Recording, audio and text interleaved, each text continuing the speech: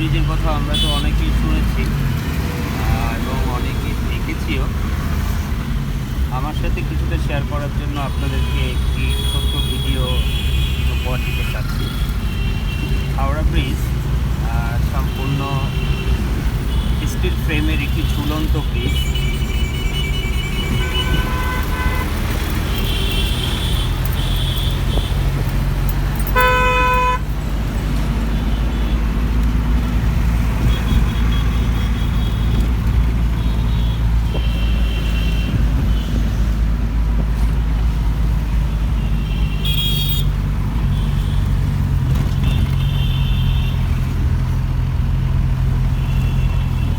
হাওড়া ব্রিজটি স্টিল ফ্রেমে তৈরি করা।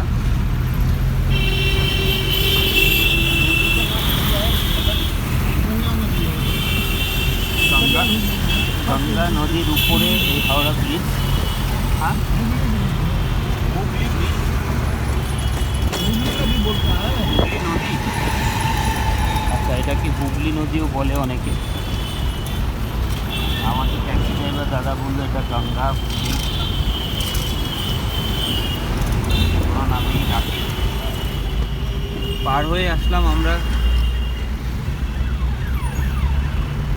হাওড়া ব্রিজ। কলকাতাতে প্রচুর যাত্রী পরিবহন বাস।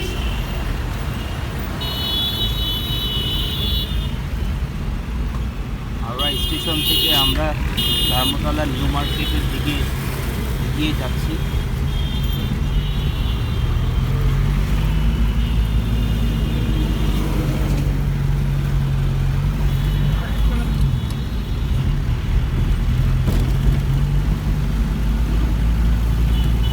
আমাদের ডেস্টিনেশন হচ্ছে কিড স্ট্রিট, ওখানে কিড গেস্ট হাউস পর্যন্ত।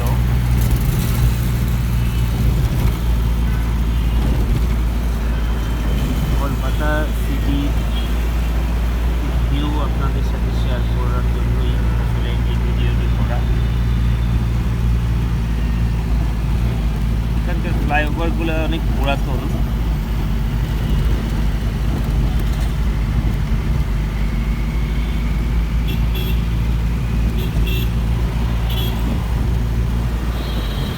পুরাতন বিল্ডিং।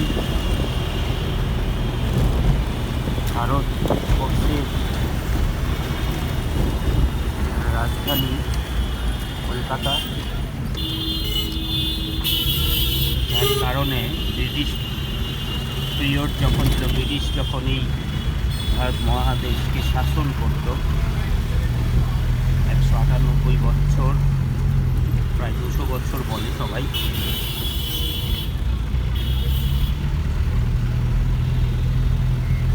সেই পুরাতন বিল্ডিংগুলা কলকাতা সিটির যে কত পুরাতন তারই পরিচয় বহন করতেছে।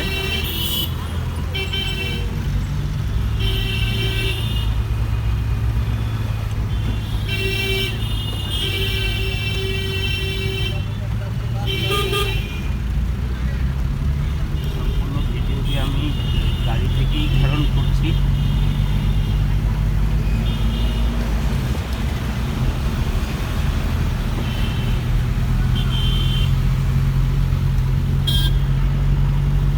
রেল স্টেশন থেকে ধর্মতলা নিউ মার্কেট 5 কিলোমিটার দূরত্ব।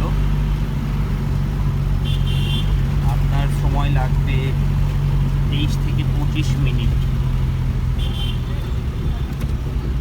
হাওড়া রেল স্টেশন থেকে নিউ মার্কেটের দিকে বা যেদিকেই আপনি মুভ করতে চান, প্রিপেইড ট্যাক্সি আছে। তো প্রিপেইড ট্যাক্সিতে যদি আপনারা টিকিট কাটেন, খুব সহজে এবং খুব কম ভাড়াতে আপনারা এবং সেফলি যেতে পারবেন। কারণ আপনি যদি প্রিপেইড ট্যাক্সি সিস্টেম বাদ দিয়ে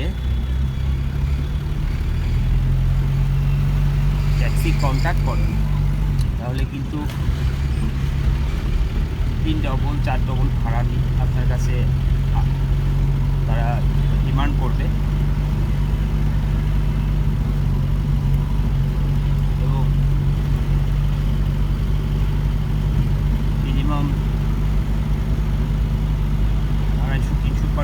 বেশি ভাড়া আপনার থেকে নিয়ে নিবে।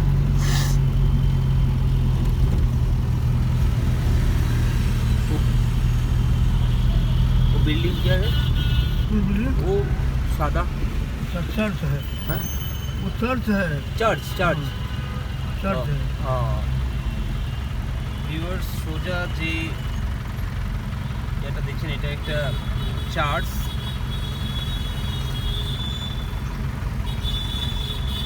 আমরা এখানে একটি ট্রাফিক সিগন্যালে পড়েছি।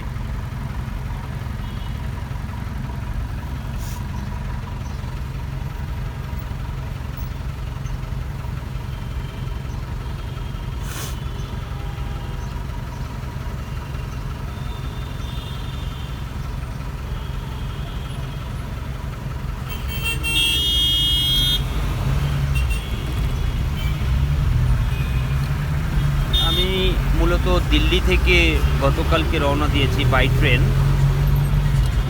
গতকালকে দিল্লি থেকে 4:50-এ আমাদের ট্রেন ছিল, রাজধানী এক্সপ্রেস, যেটা হাওড়া রেল স্টেশনে আমাদেরকে ড্রপ করেছে। সেই ধারাবাহিকতায় হাওড়া রেল স্টেশন থেকে আমরা ধর্মতলা নিউ মার্কেটের দিকে যাচ্ছি, কিট স্ট্রিটের দিকে।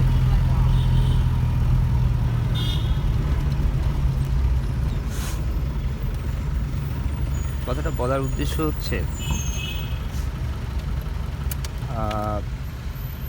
দিল্লি অনেক পুরাতন একটি শহর। মুঘল সাম্রাজ্যকে দুইটা রাজধানী বা দুইটা শাসন কেন্দ্র ভাগ করা হয়। সম্রাট বাবর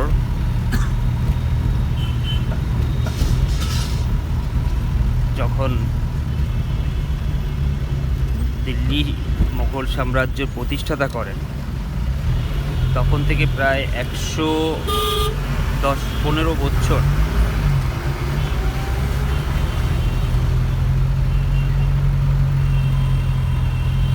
তাদের শাসন কেন্দ্রটা ছিল আগ্রাতে।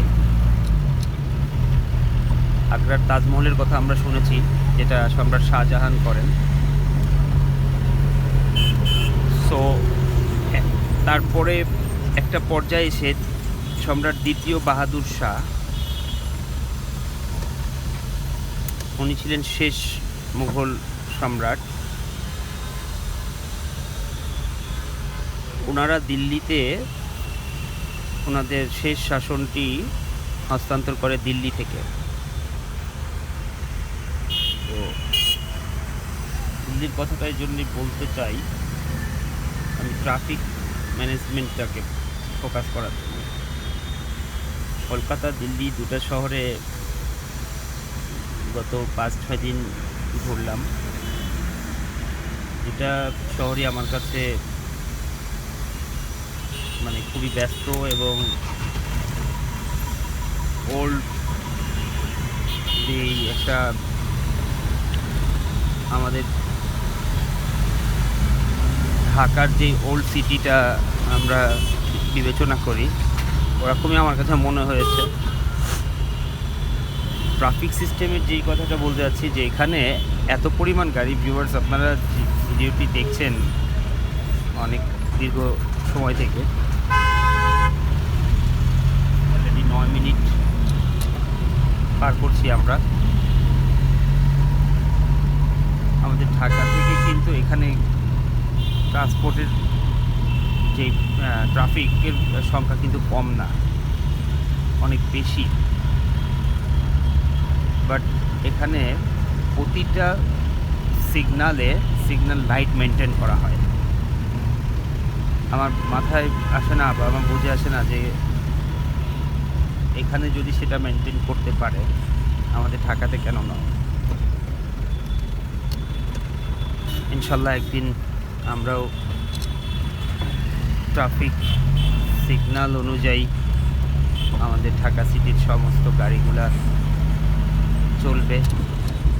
কারণ আসলে এটা বলার উদ্দেশ্যটা হচ্ছে কি, মানে একটা ডিসিপ্লিনের মধ্যে থাকা। হ্যাঁ, আমরা যখন ঢাকা ক্যান্টনমেন্টে মুভমেন্ট করছি তখন কিন্তু আমরা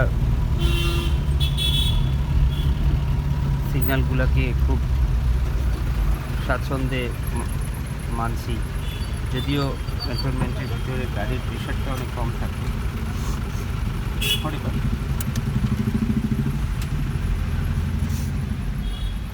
but outside cantonment, I mean Dhaka যে মূল সিটি, সেখানে ইনশাল্লাহ আমাদের নগর পরিকল্পনাকারী যারা আছেন এবং যারা নগর পরিচালনায় আছেন, রাষ্ট্র পরিচালনায় যারা আছেন, তো এই বিষয়ের দিকেও নজর দিবেন একসাথে।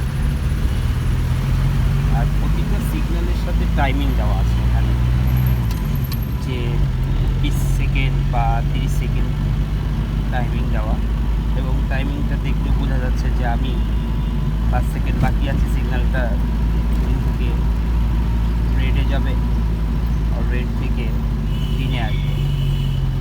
একটা জিনিস এখানে বেশি চোখে পড়বে, ট্রাফিক সিগন্যাল বিষয়টা। সিগন্যাল সাধারণত আমরা 3 রকমই জেনে আসছি, রেড, ইয়েলো, গ্রিন, অথবা গ্রিন, ইয়েলো, রেড। এবং সিগন্যালের মিনিংও আমরা সবাই জানি। বাট কলকাতাতে দিল্লিতে যেটা আমরা লক্ষ্য করলাম যে রেড আর গ্রিন এই দুটা কালারের মধ্যেই সীমাবদ্ধ। ইয়েলো যে সিগন্যাল বাতিটা আছে, এটার কিন্তু এখানেও তারা উপস্থাপন করে না, বিকজ এখানে রেড এবং গ্রিনের মাঝখানে 7 থেকে 10 সেকেন্ড বা 5 থেকে 7 সেকেন্ড যে গ্রিনটা ইয়েলোটা ইন্ডিকেট করবে, এই সময়টার যে একটা লং টাইম কাউন্টিং করলে দেখা যাচ্ছে যে অনেক সময় কিন্তু ব্যয় হবে। কারণ ইয়েলোটা আমরা সবাই জানি এটা হচ্ছে একটা ওয়েটিং সিগন্যাল, যে ওয়েট করতে হবে। সো ব্যস্ততম এই শহরগুলোতে আসলে ওয়েটিং করার সিগন্যালটার আসলে প্রয়োজনীয়তা নাই, এবং আমিও মনে করি, এবং এখানকার নীতি নির্ধারক দাদারাও মনে করেছেন। এই জন্যই ওয়ার্নিং গ্রিন অ্যান্ড রেডের মধ্যেই ওনারা ট্রাফিক সিগন্যাল লাইট টিকিয়ে রেখেছেন। অনেকটা কাছাকাছি চলে এসেছি আমরা।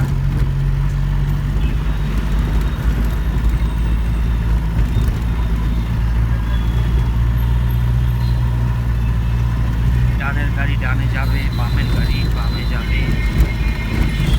এখানে যেমন এই সিগন্যালটাতে ডানে যে গাড়িগুলো থাকবে ডানে সিগন্যালে ছিল, বাট স্ট্রেট যে গাড়িগুলো যাবে সেটার জন্য কোনো সিগন্যাল ছিল না, সেটা বাম পাশের সিগন্যাল বা পাশ দিয়ে সোজা চলে আসছে। তবে অনেকক্ষণ বললাম আমরা ট্রাফিক সিস্টেম নিয়ে, আসলে ট্রাফিক সিস্টেমটাই দেখার মতো। কারণ আমরা যারা ঢাকা থেকে কলকাতাতে আসি বেড়াতে, ঘুরতে, চিকিৎসার জন্য, এখানে এত পরিমাণ ট্রাফিক থাকে বা দেখি আমরা যদি ঢাকার সাথে কম্পেয়ার করি, তখন বিষয়টা একটু আমাদের ব্যতিক্রমী মনে হয় এবং চোখে পড়ার মতো। যদি আসলে এটা নিয়ে কথা বলতে হয়, কথা বলতে ইচ্ছে করে।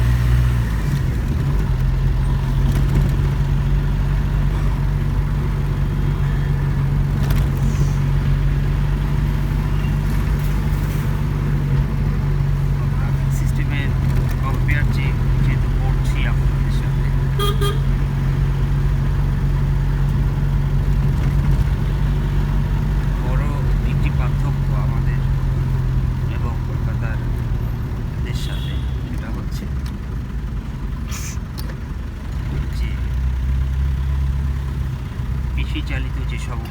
যানবাহন আমাদের ঢাকার সিটির মেইন রোডগুলোতে চলাচল করে, সেটার অস্তিত্ব কিন্তু কলকাতাতে নাই। আমরা রেড সিগনালেই আছি। সো যেটা বলছিলাম, পেশি চালিত যে সমস্ত ট্রান্সপোর্ট ব্যবস্থাগুলো আছে, প্যাসেঞ্জার ট্রান্সপোর্ট ব্যবস্থা, এগুলা কলকাতাতে নাই। কলকাতাতে প্যাসেঞ্জার ট্রান্সপোর্টের জন্য সবই হচ্ছে যান্ত্রিক। প্রচুর পরিমাণ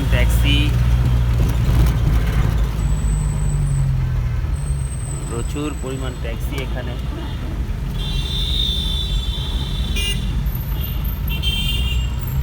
আমরা খুবই কাছে চলে এসেছি, নিকটে চলে এসেছি কিড স্ট্রিটের, কিড গেস্ট হাউসের কাছাকাছি।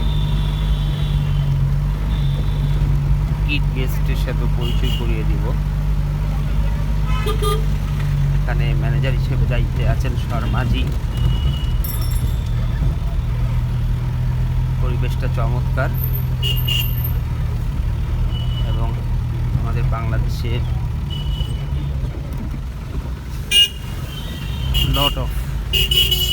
লট অফ বলতে ভুল হবে আসলে। এখানে এই এরিয়াটাতে যতগুলো হোটেল আছে সবই হচ্ছে বাংলাদেশের যে টুরিস্টরা আছে তাদের উপরেই নির্ভরশীল, আমি এটাই মনে করি।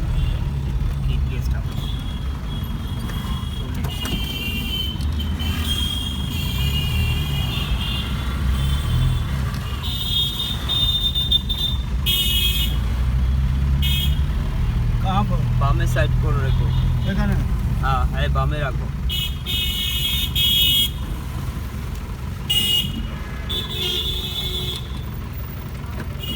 খুলছে না? ও লক করা নেই। লক করে দিয়েছেন। ও, আ, আ, আ, এই গেস্ট